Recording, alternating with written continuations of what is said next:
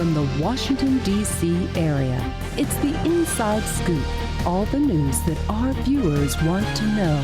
Now, here's the host. Good evening. I'm Catherine Reed. I'm your host this evening for Inside Scoop, Virginia.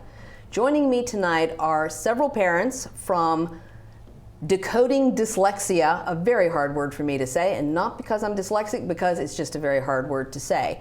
But these four moms are going to explain to us a little bit about their organization, Decoding Dyslexia Virginia, and how they came together as a grassroots group to raise awareness and get our public school systems and our legislators on board with what we need to do to really focus on testing and remediation.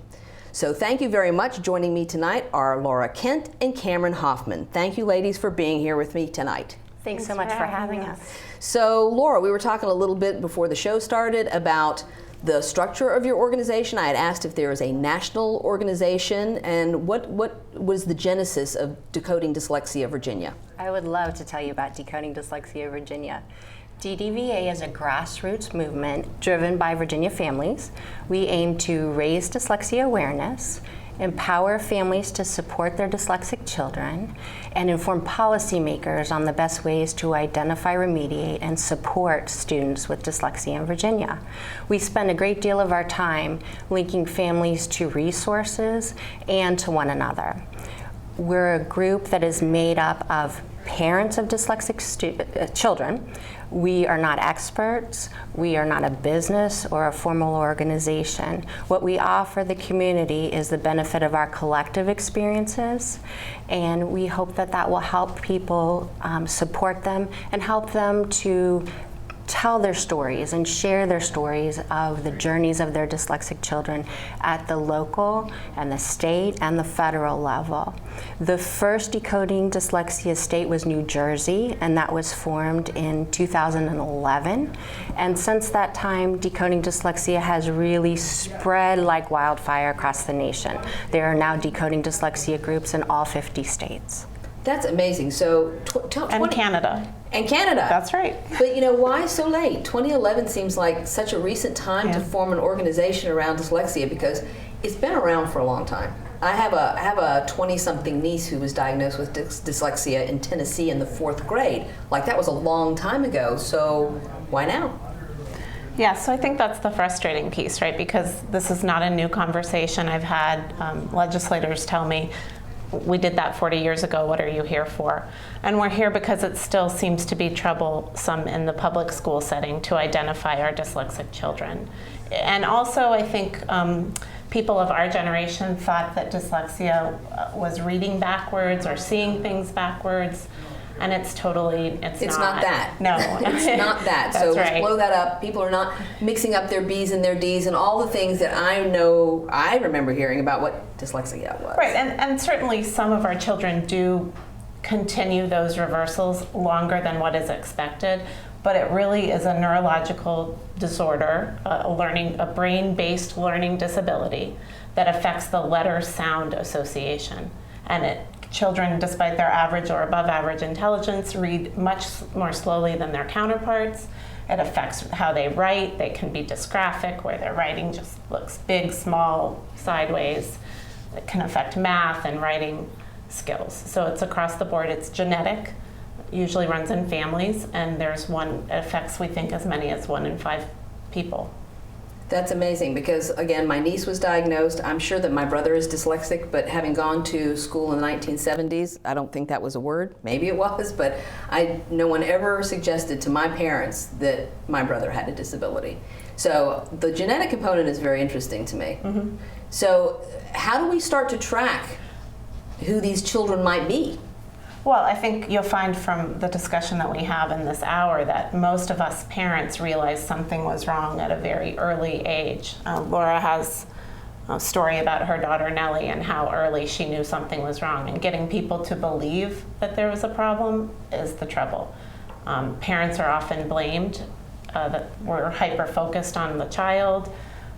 We would want to wait. We would never want to label a child so early, and it's actually just the opposite. So Laura, I think you... Sure. Tell us about Nellie. Well, before I do that, I would also like to add that Virginia does have a definition of dyslexia in our state education code, and that's huge to know that. And following that, there are basically 4 different goals Decoding Dyslexia Virginia has, and we're going to speak to the first right now, and that is teacher and staff training on the warning signs of dyslexia and the intervention strategies. And as Cameron said, that's one of the things that I'm quite passionate about, because the public school system missed that in my daughter. As Cameron mentioned, as early as preschool, we knew that things were off track for our daughter Nellie. We had many of the pieces, but we really just could never put the puzzle together. We had different theories. She was our 3rd child. Maybe she just was a little immature, not quite ready.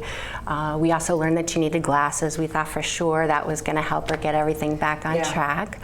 And really, when it was time for her to go to kindergarten, we realized she just wasn't quite ready. So we gave her another year of preschool, again, expecting, that would be what she needed. But as it was time for her to go off to kindergarten, she just wasn't ready.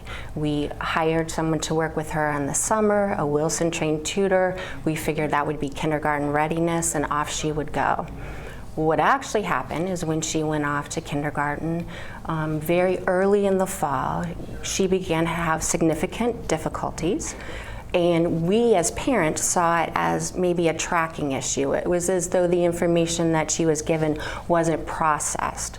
She eventually came to us very early in the fall and said, "Mom, my brain doesn't work right." And to have a little person tell you that and articulate that is really very powerful. That started our process. We did get private testing. We took it to the school. Wasn't necessarily well received, the information. They felt that she was making benchmarks. They were not particularly concerned. We continued with the interventions they offered. We did some other things ourselves, and then went back for some updated testing to find that in fact she is dyslexic. And even bringing that information to the school, we were told things like, "We don't use that term. We would never label someone so young." There was some concern that it really wasn't an academic impact. They didn't see her as academically impacted. At one point, they made it seem as though I was the problem, my hyperfocus. And then there were some points where they talked about personality and motivation. And one of the things that I say now is that I really wished I had known what the early warning signs of dyslexia were. Because now when I look back, I actually can put the pieces together of that puzzle. All the things that I was seeing, my husband were seeing, what we were seeing as parents, they were the early warning signs of dyslexia. And what families need to know, what parents, what community members need to know is there are fabulous resources. There are warning sign sheets. There's one that I particularly like that's by Susan Barton. IDA has a dyslexia fact sheet. IDA is the International Dyslexia Association that provides a lot of resources to parents. Sorry, Laura. Absolutely. And Learning Ally also has one. When I look at this now, it makes more sense to me. And it's so important that I'm going to read a few of them, if you will. But the warning signs of dyslexia, Susan Barton says, if your child has 3 or more of these warning signs, encourage the child's parent or teacher to learn more about dyslexia. When you start linking my story and you look at preschool, these are the things that are the warning signs. Delayed speech, mixing up the sounds and syllables in long words, chronic ear infections, stuttering, constant confusion of left versus right, late establishing dominant hand, difficulty learning to tie shoes, trouble memorizing their address, phone number, or alphabet. This is huge. Can't create words that rhyme. And not to be left out, a close relative with dyslexia. Now, mind you, it says 3 or more learn more about dyslexia. In my case, and in many others, my daughter had 8 of them. Wow. Wow. Wow, that is so, this is amazing to me because my son has a lot of those too. Yeah. And he was not labeled dyslexic. I'm surprised that anyone has an issue with labeling a condition what it is. That is shocking to me. Shocking to us too.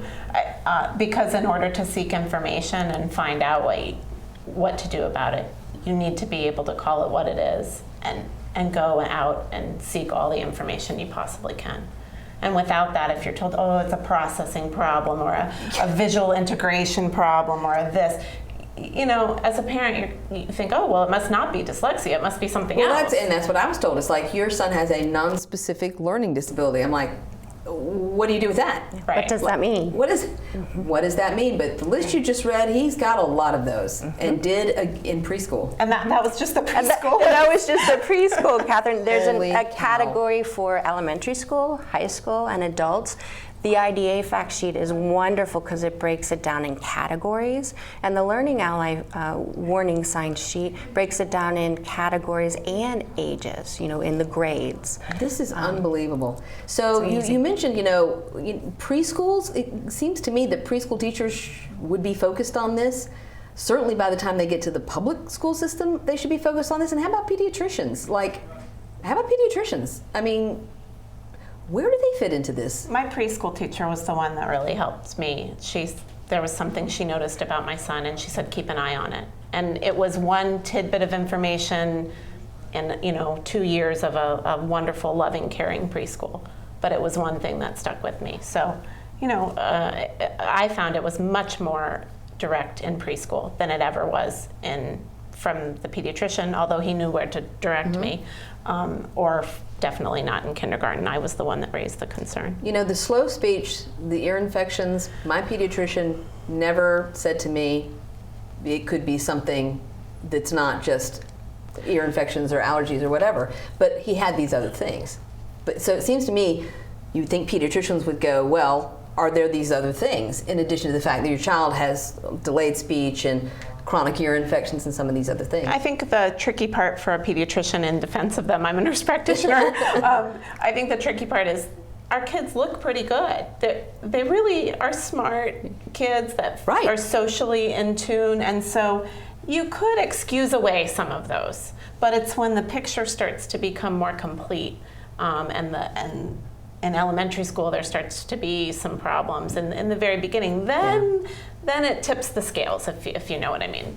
So that's how I feel about it. Well, I mean, I appreciate this insight because I am the parent of a learning disabled child, and it is frustrating as a parent to try to deal with this when you don't know the right terms, the right words, and you're surrounded by people who are supposed to be helping you care for your child, professionals, and you don't really know where to turn. So when we come back, we are going to talk with another parent, and we will continue our journey through understanding exactly what dyslexia is, what we need to be looking for, and how the school systems need to be helping us. Please join us.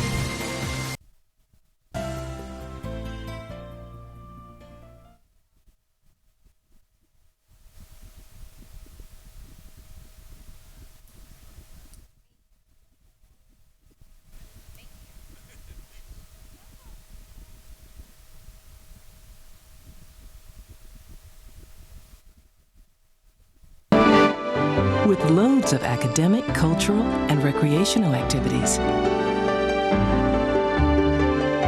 One that has support services like medical and dental right there.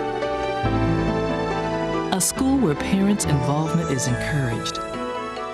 Where teachers have more time to teach. And students are excited about learning. There's just one problem. My child doesn't ever want to come home. You can help turn your school into a community school for excellence. Find out how. Call 1-877-LOVE-TO-LEARN. It's coming. Right to your neighborhood. And when it does, you may be surprised. It's your Social Security statement of your benefits, and it's going to help you plan your financial future. Your benefit statement will tell you how much Social Security you're eligible to receive and when you'll get it. Then you'll know how much you need to save for retirement, because that's coming too. The future is in your hands. Choose to save. The toxic fumes from this meth lab are seeping into Jamie's sinus cavity. Ammonia vapors invade her throat. Toxic gases fill her lungs. Jamie's body is deteriorating. And and she doesn't even know it. Jamie, dinner. So, who has a drug problem now? Find out how meth affects you at drugfree.org. We're back to the Inside Scoop. Here again, your host. Welcome back. I'm Catherine Reed. I'm your host for Inside Scoop Virginia. Tonight's topic is decoding dyslexia. And with me tonight are parents of dyslexic children who are part of this grassroots organization. Cameron Hoffman is to my left, and we've got Shannon Duncan at the end. And they're going to talk to us a little bit about identifying students who have dyslexia and the testing that's involved in that. And again, this to me, this organization is 3 years old, starting in 2011, and yet dyslexia has been around for a long time. So I'm interested in why it's taken so long to get here and what we are doing better, maybe? I think the way that we've taught reading in this country over the last 20 or 30 years has not been one that supports the way a dyslexic learner needs to learn. It's not that they can't learn to read. And in fact, the pathway that most of us use on the left side of our brain for a dyslexic learner, it's as if they're on a country road. They use more parts of their brains to help them read. And so I just don't think there's been an understanding of that. And recently, I'd say within the last 20 years, functional brain imaging has helped us map the pathway of the brain and know that, yes, it truly is a different way of learning. Because there's some well-known dyslexic. David Boyce, I think, who was a very well-known litigator, had dyslexia, has dyslexia. Has dyslexia. And there's probably a lot of other people who've learned adaptive strategies. In fact, that they have not necessarily been held back. But is that a lot of students with dyslexia, or are students falling through the cracks?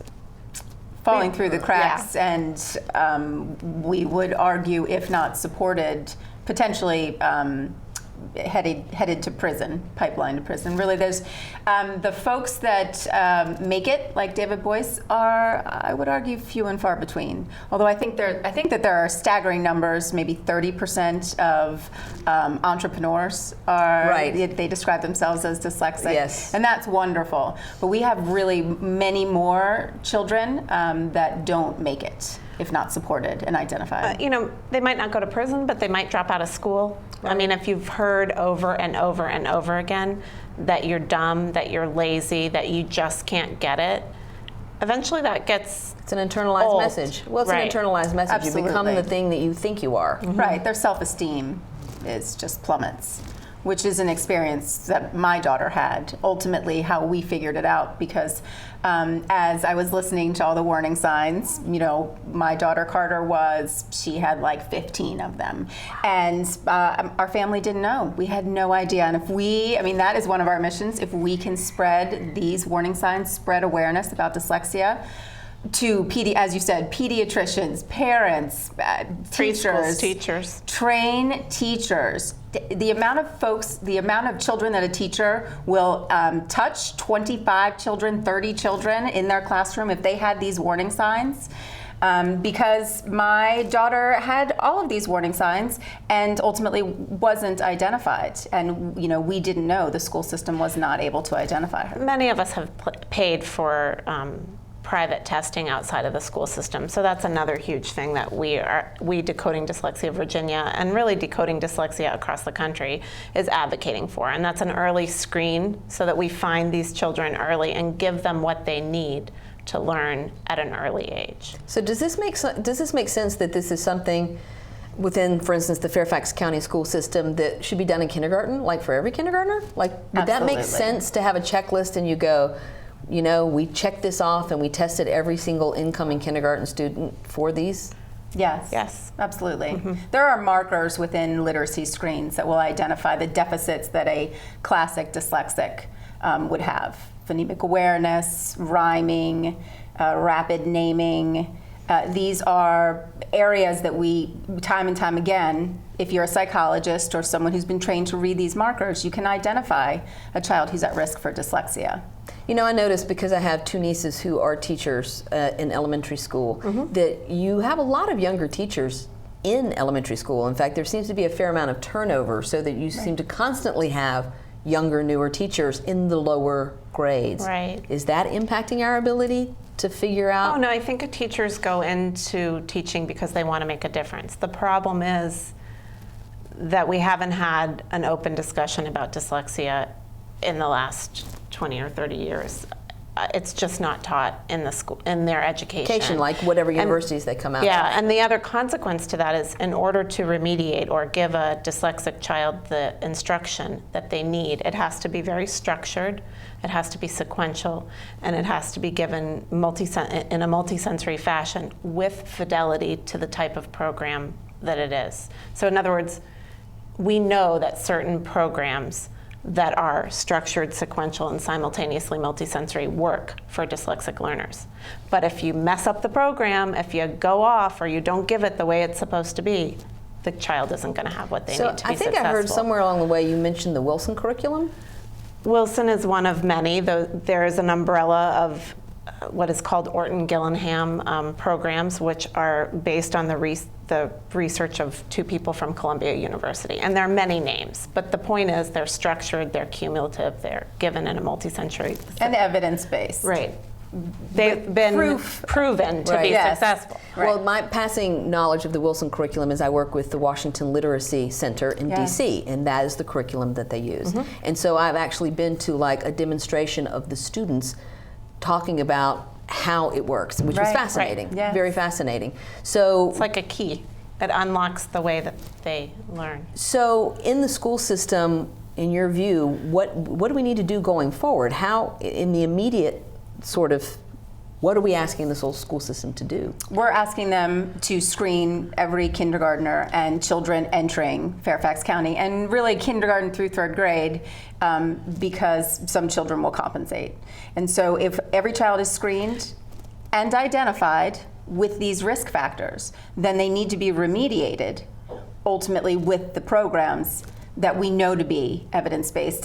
But we need teachers trained. We need valuable evidence-based programs in the county schools. What Shannon's saying is sometimes a child can look very good on paper, that those markers of dyslexia that are embedded in some of those literacy screens are not really looked at closely enough, and they can do well because they're smart learners. They do what they're supposed to do, and they do pretty well, and then eventually it catches up with them. That's sort of what happened with your daughter. That's what happened to Carter. She passed the literacy screen that was not, and to no fault of the teachers, we can't say enough, this is not the fault of the teachers. They do not have the tools that they need right now, which is what we'd like to change. But my daughter was a classic. She passed the screen, she didn't pass it very well, but she passed the screen, wasn't flagged. Enough, exactly. And she ultimately compensated not well. She had stomach aches all through first grade. We gave her Pepto. She was at the clinic all the time. Headaches in second grade.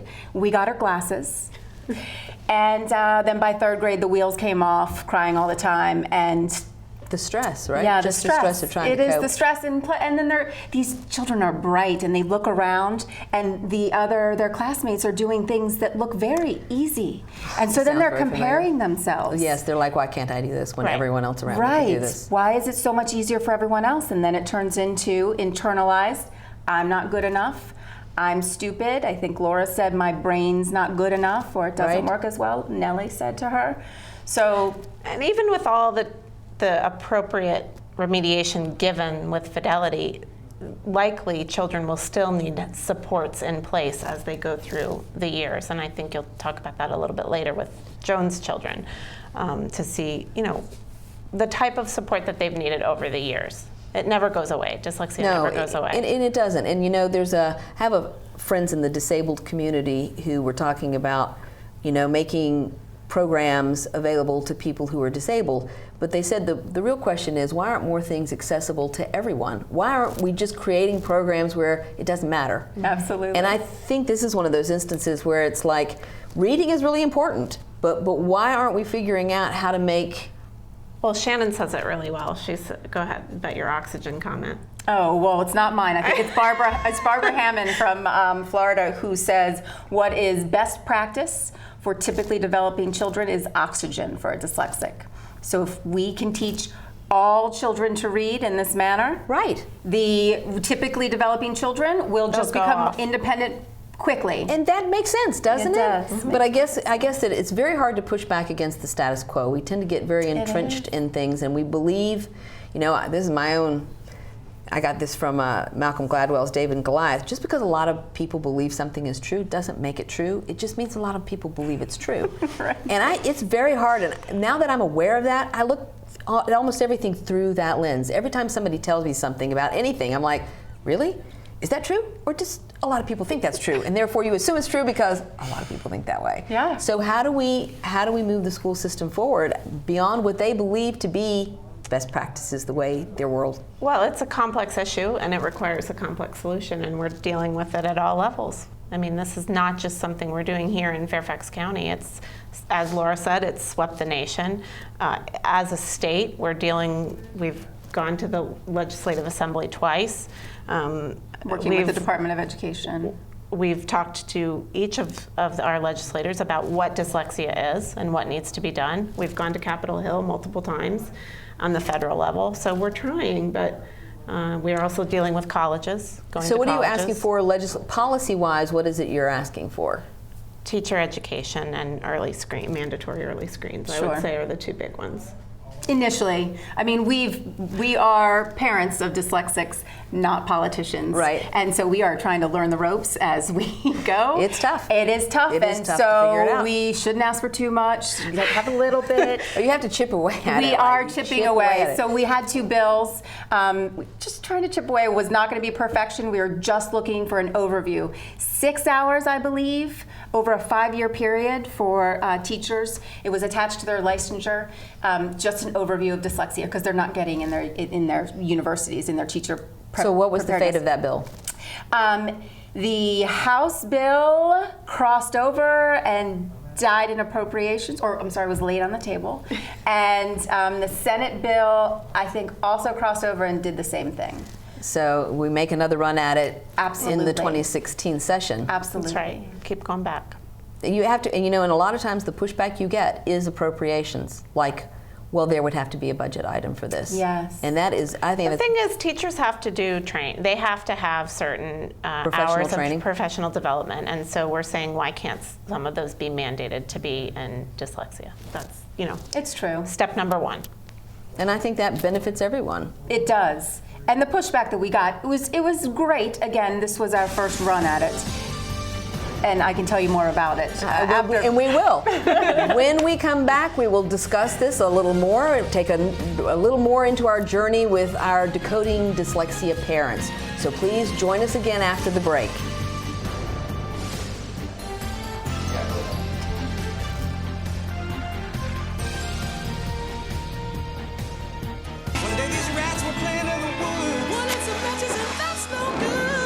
Listen to smoke before you give it a try. Only you. Don't play with matches. Don't play with fire. Cause there's nothing very funny about rigged out fighting. Nothing very nice. Holy smile. So if a gorgeous force is what you desire, don't play with matches. Don't play with fire. Only you can prevent wildfires. Fire. Why don't you just wash your car at home? When I wash my car, everything runs down the street and down into the storm drains. With all the chemicals in the soaps and waxes, the last thing I want to do is poison my own drinking water. At least here, it's all contained and recycled on site. That's why I also take my car in for oil changes instead of doing it myself. I might take a chance on spilling stuff.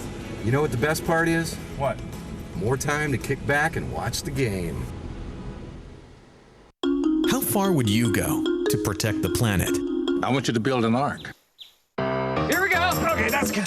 Oh, okay. Ow! Maybe there's another way. People, the flood is imminent!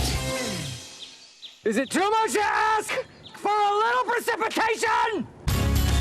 Go to fightglobalwarming.com to find out what you and your community can do to reduce global warming pollution.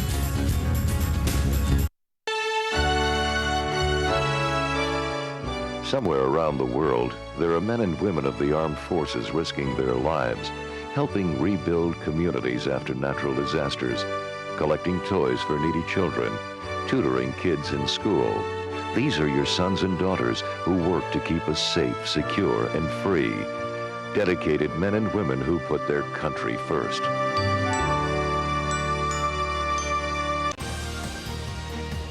We're back to the Inside Scoop. Here again, your host. Good evening, I'm Catherine Reed. I'm your host for Inside Scoop Virginia. Tonight we are talking with parents from Decoding Dyslexia. I'm joined here on my left by Cameron Hoffman and Sharon Duncan. They are part of this three-year-old organization that is a grassroots activist organization working to get changes made in how we screen and test and provide remediation and technology and supports for our kids in school. So I think when we went off for our break a little while ago, we had just kind of started talking a little bit about some of these things. Yeah, so we said that children need to be taught a very specific way, and that those programs to help them read need to be given the way that they've proven to be successful. But they also are going to need access to assistive technology over the course of their education.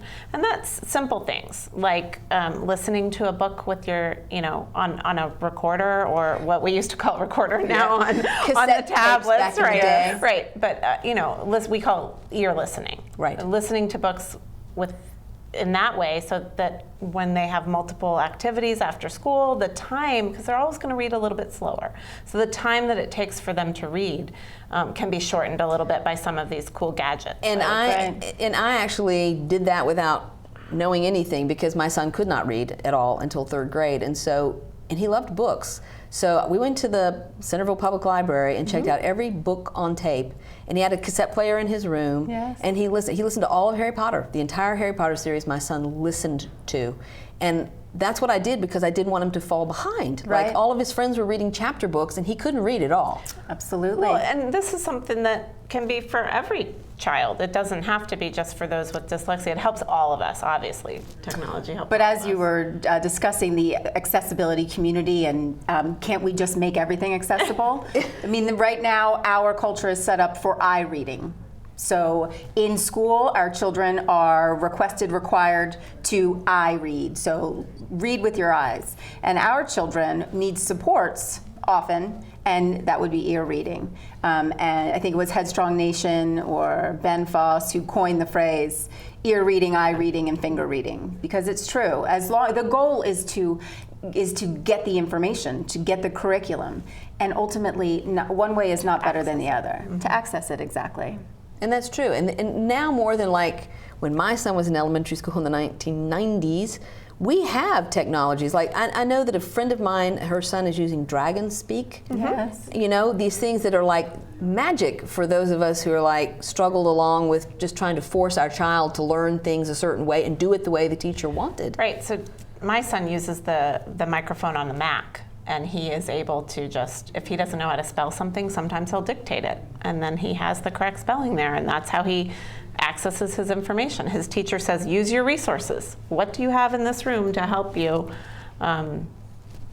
get the job done? Which is speech to text. Right. And that brings up something else, too, about some of these adaptive technologies that are fantastic, but there's an economic divide among students who can afford these because their parents can afford it, and students who can't afford these things. And I think that's another, and I have friends who are like, we just went to, back to school night or whatever, and they're telling me my son needs an iPad. We can't afford that.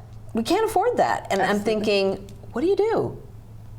Well, it's a huge reason why we're here in the first place, because we know that if dyslexia is affecting 1 in 5 children, what's happening to the parents who may not have the ability to pay for private testing? What's happening to the parents who don't even know that dyslexia exists? So it's not only the finances of helping them with assistive technology, but it's just the whole journey. It's overwhelming. I see this as a win-win too. To this degree, if it's 1 in 5 children that has dyslexia, and we can't figure out why our test scores are so terrible on standardized tests, would it not serve our schools and our teachers to screen children early, provide remediation, because perhaps a significant amount of some of those inexplicable test scores, and there's a lot of reasons for those test scores, but certainly part of this, it would seem like common sense to think that undiagnosed children with dyslexia are bringing down the median score. Why, yes, they are. I would argue, yes, they are. And Sally Shayowitz, Dr. Sally Shayowitz from the Yale Center for Dyslexia and Creativity, she says that there is so much science around this. It is not an education gap, it's an action gap. Wow, I like that. It's an action gap. It's an action gap. Ultimately, the educational field, the industry of education, is not reacting to what we know quickly enough to what we know. Because you're absolutely right, Catherine. Our children are bright. They just have trouble proving it, accessing it in the way that a typically developing child would. And that's 20% of the population. That's absolutely stunning. I can understand how frustrating this must be as parents of students, and you live in Fairfax County. I mean, I grew up in Southwest Virginia. I mean, outside of Northern Virginia, it's a different world, and there's a lot of places where it's a different world. So if you're having this much trouble catching the attention of highly educated parents, legislators, teachers in a wealthy county in Virginia, what must the rest of the state look like? Well, we know that the rest of the state is having the same struggles that we're having, and it's all over. Nationwide. There are 600 people or more following us on Facebook in Virginia alone. 1,700. I'm sorry, I was thinking of the database. Thank you. We have another database of emails. That's right. And that's really helped us. The social media has helped us get this message up. People need to know what they're dealing with. That's the first mission, is to raise awareness. So do you have traction among teachers? I mean, is this how has the reception of what it is you're trying to do been received by teacher groups? I mean, what has been your experience? Down in Richmond, we got some pushback, ultimately. I think teachers are overwhelmed. I think teaching organizations, the status quo already doesn't feel great. So we want to educate folks, educate all the opposition, really, just to explain that if you can train a teacher to help a child, train them in not only the identification piece and the screening piece and the remediation piece, which is huge for these children. If we can get these teachers trained with this information, it's going to be like night and day. Ultimately. Yeah, I think there's two answers to that question. Teacher organizations, not so much supportive of what we've done, but teachers themselves, they're thirsty for it. They want to know. They want to know how to better help the struggling children in their class. Absolutely. They need it. Well, they're with them. I mean, right. It can't feel good for a teacher. And I know my children had wonderful teachers who really cared about them. And when they didn't do well, they took it personally. I mean, some of them really took it personally, like, your daughter's so smart and I don't understand why she won't do her homework. I'm like, don't take it personally. It's just how she is. But I do think there are individual teachers who care deeply for the whole child too, not just the test scores or whatever, but the fact that a child is stressed and struggling, and it seems to be very mysterious as to why you have a child or a small number of children in a class who just can't get it. Absolutely. Right. And like I keep saying, it's about the awareness for all of us. For me, for my son, I don't know why people didn't say these test scores don't match his intelligence. Right. This is a mismatch. To me, it was a smoke screen. Like the smoke was good, not a smoke screen, but the smoke was going up. Everybody should be paying attention. There's fire. That's right. There's a lot of smoke. There's a fire here somewhere. But I think teachers, they want this information. They want to know how to better help their children. And the big question is, how are we going to get this as a main priority for the schools? Push through. And so these assistive technologies, how available are they as far as in the classroom and outside the classroom? Like I said, I know that I have friends who are like, my son needs an iPad, who can afford that? Right. But in the classroom, do we have what we need in our schools? If your child is identified with an IEP, then they could potentially have access to assistive technology. In Fairfax County, they need an assistive technology assessment. And they need an IEP. They That's need the tricky thing. ultimately right? an IEP. So my daughter wasn't able to access an IEP, although a classic dyslexic who was failing 2 years behind in reading. She has a 504 plan, which accommodations are really go hand in hand with the remediation, I would argue. But no, I would say that the children that need assistive technology are not getting what they need. So let's explain to our viewers IEP and 504, because Yes. I know what that is, and it's not a fun thing, but let's just explain what that is. Yes. Well, so my son has the full Monty. He's got the full thing. He's got a 504 with accommodations, and he has an IEP that helps him get the structured learning that he So needs. IEP stands for Individualized Education Plan. And when you have an IEP with a 504, you can access some of these assistive technologies through the school system that we're talking about. Shannon's child was not found to be affected enough to need that individualized education plan or IEP, and instead just got her 504.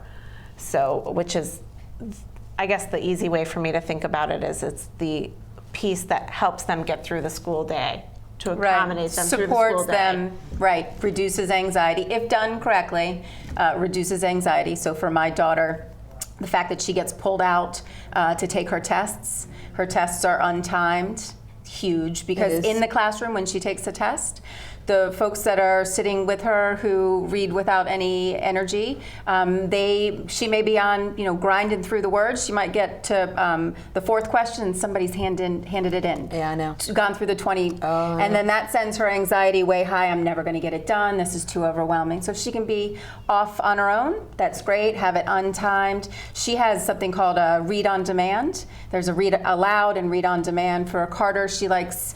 She doesn't want to be slowed down by the read aloud, which is every single thing read to you carefully. The read on demand is if I'm stuck on a word, you raise your hand and you can get it. And for her, that reduces anxiety, because none of us can do our best with high anxiety. If you can imagine, if in a situation where your brain is fuzzy and everything's hot and there's noise, this is how my daughter describes it. And certainly, she's not going to do her best test-taking No, work that's in the that story scenario. of my oldest child. Yes. It's so funny because my children are so much older, and there were not a lot of these things around, and so we just struggled, and and it's an unhappy place to be. So I'm very much in tune with that. But as a parent, you don't know you don't know what to ask for. I mean, don't. this has been a long journey for us, and the communication between all of the families that we're linking helps us to know what's the next step, what's ahead. Well, I think networks are very important, and this has been a very fascinating organization to get to know, and I thank you very much for being here. We've got one more segment left to go, so please join us after the break, where we're going to talk to Joan, and she's going to give us a little bit more information, including how all of us can get involved in kind of moving this issue forward a little more. It's a community issue. Saving for retirement might be easy for some folk, but for others, it might take a little more work. And for those who haven't started, there are still things you can do to catch up. Oh, that is good news. Like getting out from underneath past debt. And don't get wrapped up with high-interest credit cards. Get you some eyes. Be diversified with your investments. Don't put all your eggs in one basket. Your financial goals are not out of reach. The choice is clear. For a happy ending, choose to save. Everyone with alcohol and drug addiction is in the same boat.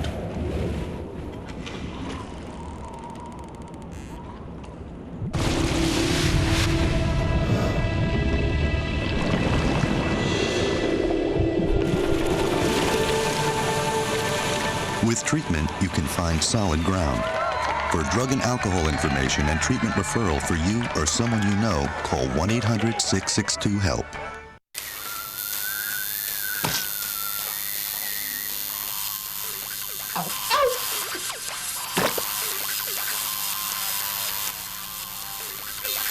Dude, are you sure you want this tattoo? Because just do it.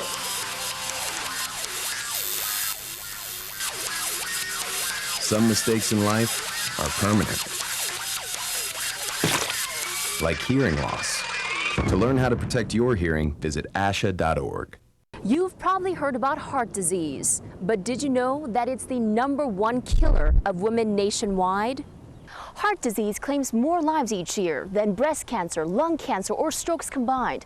But there are steps you can take to protect yourself against it. For more information on how you can prevent heart disease, contact your local American Heart Association or visit their website at www.americanheart.org. We're back to the Inside Scoop. Here again, your host. Welcome back. This is our final segment of Inside Scoop Virginia. I'm your host, Catherine Reed, and joining me tonight are some very dedicated parents from Decoding Dyslexia, a grassroots organization that is really working toward raising the awareness of how many children have dyslexia and the fact that we don't have appropriate screening, testing, not enough remediation. Joining me to my left is Joan Moore-Rizak, and we are joined again by Shannon Duncan. Thank you, ladies, for joining us for our last segment. And there's so much to cover here that I don't know how we're going to fit it in. But I'm going to start by turning it over for a minute to our newest guest, Joan, to tell us a little bit about, like, you have older children like mine. Right. Yeah. Right. I have a son in college. He's a freshman in college at Virginia Tech. And I have a son who's a junior in Fairfax County. And the one thing I'd like to say is there's a lot of things that go on when you're young, but dyslexia does not go away. And the one thing that you really need to be looking out for in secondary school is to make sure your child can get extra time on tests, extra time on projects. And I wish the school culture could change about the idea of extra time, because with my sons, sometimes they had trouble with their teachers accepting that. They had trouble with their peers accepting that that was okay. They thought they were getting a leg up on them. I could tell a story when my oldest son was in honors biology. He had to take some of his extra time out in the hallway on the floor, and he had to argue for his extra time.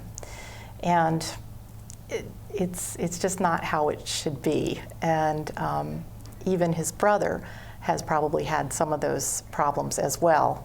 And I know when my younger son was taking extra time on his ACTs and he was in a particular room with special education teachers, he heard one of the teachers say, another student might be dyslexic.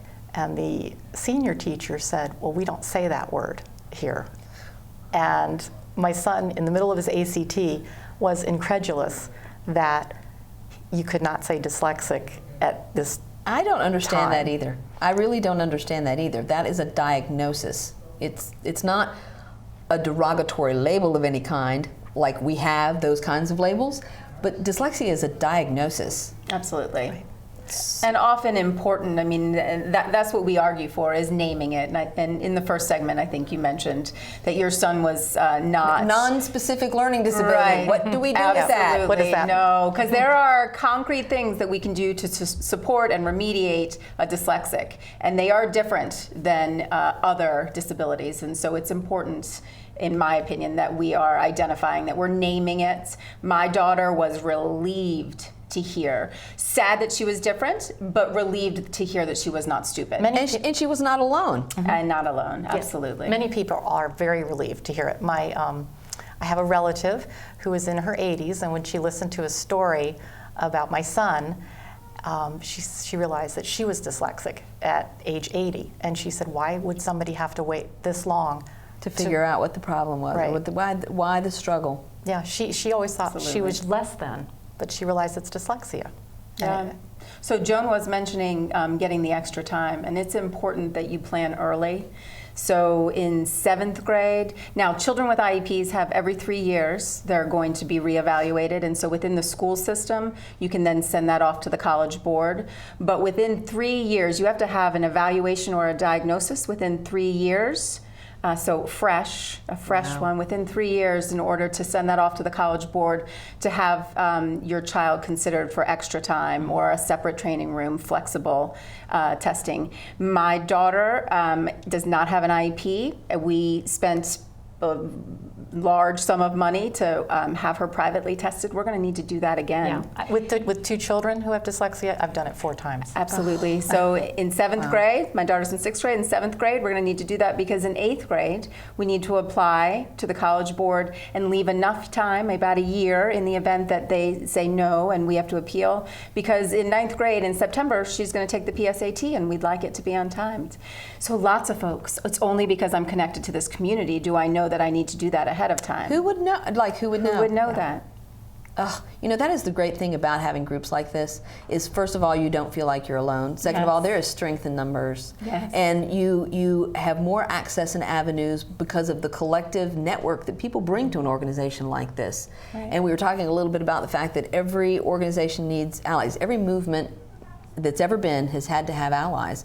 And I think this is a case where we really need to help people understand how and why they should support what you're trying to do, that in the end it benefits everyone to do something as simple as testing every single incoming kindergartner. Yes. Is that one of the things that you asked for in your legislation? It is. The screening piece, no, because as I said, we were you were just doing little small asks? Just small ask? throwing the little one up. It almost cost nothing. Yeah, so the screening will cost a little bit more. So no, we didn't ask. I mean, the full package is, let's get a mandatory screener into all of our public schools. And let's have training for teachers so that they can remediate with fidelity. And we need the access to the assistive technology.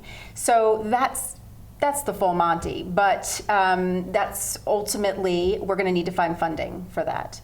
But it's important, I mean, what I would say is it's important that we increase awareness. Ultimately, we have to get parents aware of every piece of it, and we have to touch everyone. We have to touch the pediatricians and the teachers and the teachers groups, and allies are so important because reading matters, right? So our whole society's based on it. I mean, that it was not that way. It is. But it is. I mean, reading is the foundation of almost any other thing you're going to do in your life and be successful at it. It is. And we send our kids off to read for 8 hours a day. So what adult would find themselves in a job where they were not good at it, they were told they were not good at it, they were struggling, drowning? It's unacceptable, truly. And so it's what we hope to change as Decoding Dyslexia. So what have your children found now that you've got a son in college? What is there in higher education? I have to tell you a story. We went down to the disabilities office. We went in and we had his paperwork or his evaluation there. She already had it. She had it highlighted.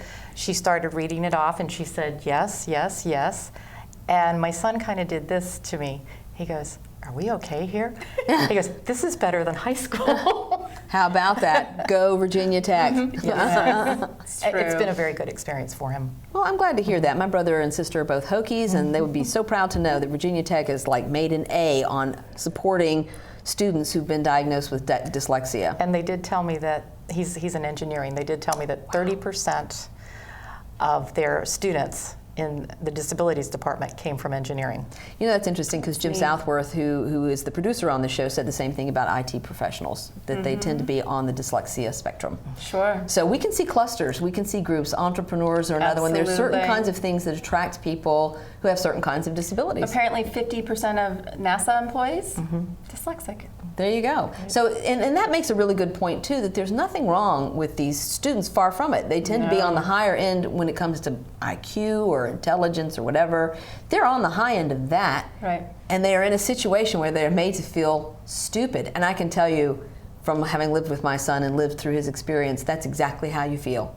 And there's nothing that a parent can say or do that changes the experience they live every day in a classroom where they can't do it. Absolutely. Right. Which is why if your son could have been identified early, remediated properly with evidence-based, supported so that anxiety was low and his success rate was high, I mean, that's what we want for all children in our school system so that they can move on and be successful in their universities, in colleges, and then later in life in their workplace. And not to be afraid to say the word dyslexic. Right. My son actually says to many of his classmates, I'm dyslexic, and the other people surprise them and say, I am too. Once somebody says it. See, how about that? Well, when you said 1 in 5, I thought that's a remarkably high number. In fact, I can see a lot of people going, nah, 1 in 5, nah. But I don't, again, if we're collecting data, and I do think that we have a problem collecting accurate data. Yes. There's just not enough people asking questions. There's not enough money to collect the data. There's not a place to put it. Right. And we need to do that so we have a much clearer picture of exactly what we're dealing with. Right. That would be so helpful. It remains a hidden disability because a lot of kids can hide it. They can read their book silently. They can pretend that they know what the book said, but they're not able to actually perform to their actual intellect. So you have relationships with other organizations too? I know that you were referring us to some websites that had different kinds of tools and checklists and things. Right. What are some of the organizations that kind of support your work? Well, we work closely with the International Dyslexia Association and the NCLD and Understood and Headstrong Nation. What else we have? Well, of course, we've mentioned IDA, which we're really teaming up with quite a bit lately. So these folks have been in the game for a while, but what they've been missing is the parent voice.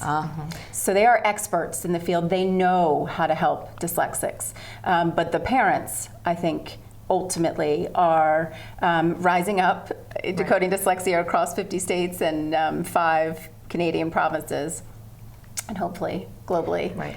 Well, I can tell you here in Virginia, I work with a lot of nonprofits, and we do a lot of legislative advocacy. And Dave Albo was at an event to celebrate the breastfeeding bill signing, which was passed unanimously all 4 times it was voted on. Yes. All 4 times, not a single no vote. So that tells you something about organizing. There you go. But one of the things that Delegate Albo said was what really made the difference is there were 600 women who were across Virginia organized who reached out specifically to their own delegate in a respectful, clear, specific way. And Delegate Albo was saying that makes all the difference. It's not people marching on your office or strangers showing up or trying to apply pressure from like a change.org. We've got 5 million signatures that says we want. He goes, what really makes the difference is when your constituents show up, email, call you on the phone and say, I am your constituent, this is an issue, and this is what I'm asking for. And that's what we've organized. And that is a blueprint. So I think going forward, we need to do more. Absolutely. And I think we need to bring in allies that are the parents of typical children who need to care about 1 in 5 children in their classrooms struggling. Absolutely. And so what are some of the resources? How can people follow you? You can reach us. We're Decoding Dyslexia Virginia on Facebook. We are DDVA 13 on Twitter. We're on Pinterest. Really, you search Decoding Dyslexia Virginia, you'll find Google us it and out we there. will find you out there. Yeah, we have a blog on WordPress, a website, Decoding Dyslexia Virginia, and we just have a ton of resources available for folks. And we post our events on Facebook, so follow us. Support meetings that's across wonderful. the state, absolutely, yeah. Wonderful. Well, thank you so much. I so appreciate you, all 4 of you, joining us here tonight. This has been a real education for me, and I know it has been for our viewers as well. You guys have been absolutely wonderful to lead us on this wonderful journey. Wonderful. Well, an enlightening journey. Let's say it's been an enlightening journey, and I very much appreciate your time. Thank you. Thank you.